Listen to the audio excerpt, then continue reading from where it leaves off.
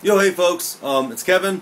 I want to do just this small mini review of a horror film since it's almost close to Halloween. In fact, like less than a week away. And yes, the actual entry I'm doing is a Halloween sequel. It's one that really doesn't give too much love. It doesn't get too much love from a lot of fans, though I am one of the fans of it. And I'm just going to kind of back up my excuses why I do like it, and to why it has some merit in my own head. That sequel I'm referring to is, boom, Halloween 6: The Curse of Michael Myers. Okay.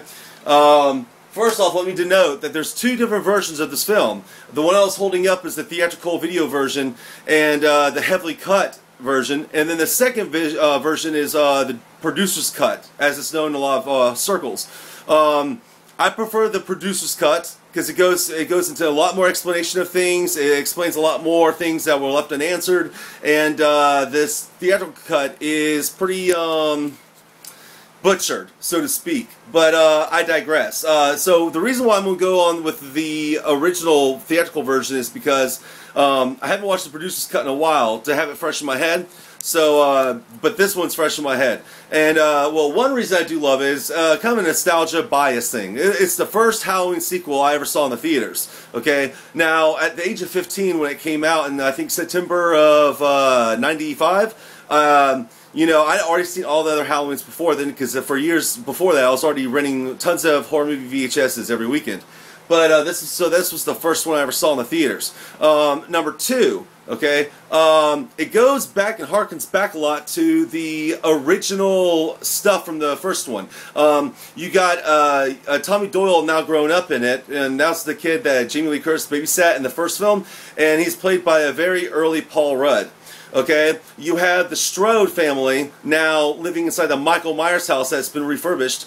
You got, let's see, more little things in there, like the Dr. Wynn character that was introduced in the very first Halloween, and so forth and so on. Okay, the second reason I really like it is because of the heroine in it. Okay, Kara Strode. In this one, she's pretty much a college student, young mother. She had a son out of wedlock. And pretty much they live with the Strode family, you know, and she's basically there to take care of her son, and boy does she fight to take care of him, you know, from Michael Myers. And the third reason is, personally, I don't know why, but George Wilmer's performance in this, aside from part 4, because he was the stuntman who played Michael in part 4, he's pretty menacing in this one. I don't know if it's the mask, the lack of eyes, you can see the eye holes, or whatever, but he's a menacing little fuck in this one. No joke.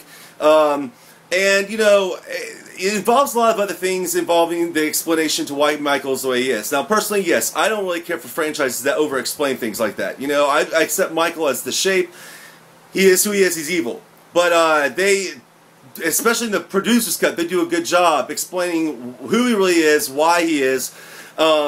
Okay, another reason I do like this one is because they explain, because of the lackness of Part 5, they explain who the Man in Black is in this film.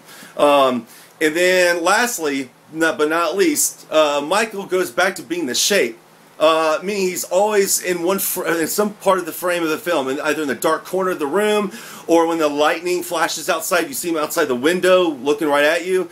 You know, tons of different little things like that. But, you know, again, a lot of fans don't like this one. But I know there's a few of you out there who do, and I am definitely one of those. So I just wanted to give some love to The Curse of Michael Myers, because it really isn't as bad as some people make it out to be. I mean, hello, cough, cough, resurrection. Okay? Anyhow, take care, and that's it for now. Peace.